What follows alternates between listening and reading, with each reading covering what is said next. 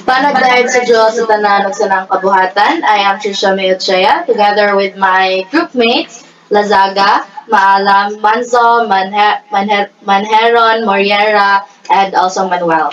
So, our topic for today is all about the Republic Act number 8371. So, the Republic Act 8371,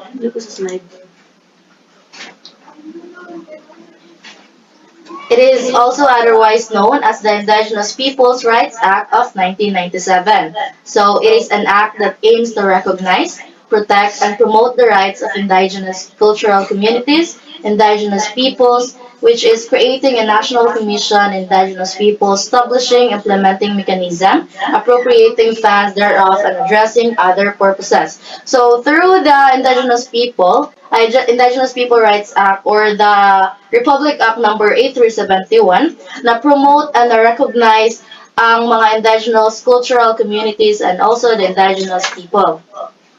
So next slide will be presented by Manuel, which is the following state policies are that indicated in the as follows. So the following state policies are indicated in the Act as follows. So first, we have the state shall recognize and promote the rights of ICC's IPs within the framework of national unity and development. So the statement underscores the commitment of the state to ensure that indigenous cultural communities and indigenous peoples have the right to autonomously and freely pursue their economic, social, and cultural development. So this provision acknowledges the importance of respecting the distinct identity, traditions, and aspirations of these communities while fostering their overall well-being and progress. So this kind of legal protection is often found in constitutions or legal frameworks that aim to safeguard the rights of minority or the indigenous groups. The state shall recognize, respect, and protect the rights of ICCs or IPs to preserve and develop their cultures, traditions, and institutions. It shall consider these rights in the formulation of national laws and policies. So this provision emphasizes that the state acknowledges and safeguards the rights of indigenous cultural communities or ICCs and indigenous peoples, which is RPs, to maintain and enhance their cultures, tradition, and institutions. It requires the state to take these rights into account when creating national laws and policies. So sa D, the state shall guarantee that members of ICCs or IPs, regardless of sex, shall equally enjoy the full measure of human rights and freedoms without distinction or discrimination. This section ensures equal protection of human rights and freedoms for all members of ICCs or IPs, irrespective of gender.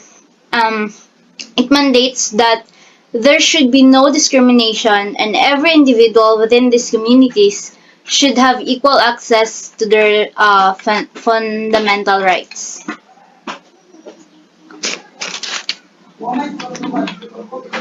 Next will be presented by Manzo. Or assigned topic. E.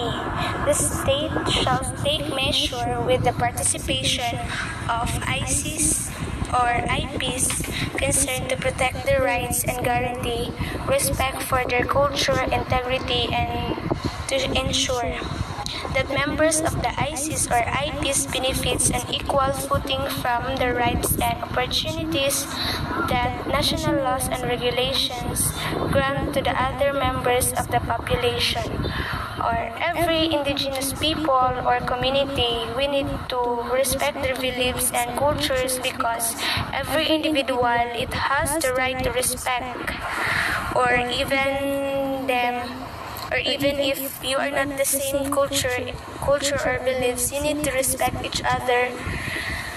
And next is letter F. Statement recognizes its obligation to respond to the strong expression of the ICs or IPs for culture integrity by assuring maximum ICC or IP participation in direction of education like health, as well as other services of ICCs or IPs in order to render such a services more responsive to the needs and the desire of these communities. Like, parang statement or tinutukoy mo ang patakarang nagbibigay diin sa pagkikilala sa mga obligasyon sa Estado tungo sa katutubong kultura ng mga komunidad or indigenous people or ICs or IPs at ang kanilang integridad sa kultura.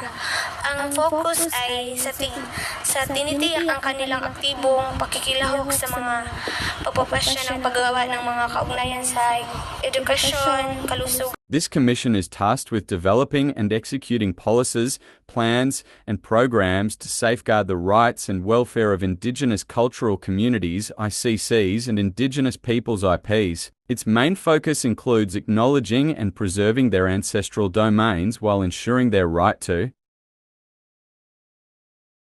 Panagdait everyone, my name is Angelica J. Maalam.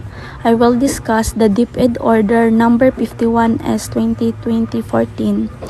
In according with RA number 8371, the Department of Education released the guidelines on the conduct of activity and use of materials involving accept of Indigenous People Culture, otherwise known as DepEd Order number 51S 2020-14. The guidelines seek to promote among learners and the teaching and non-teaching staff of learning institution cultural sensitivity, respect for cultural diversity, and a deeper understanding of the cultural expression of Indigenous people. So, the Department of Education in the Philippines is adopting guidelines to promote affirmative actions against Indigenous people in the education system and protect their intellectual property rights in line with the National Indigenous People Education Policy Framework.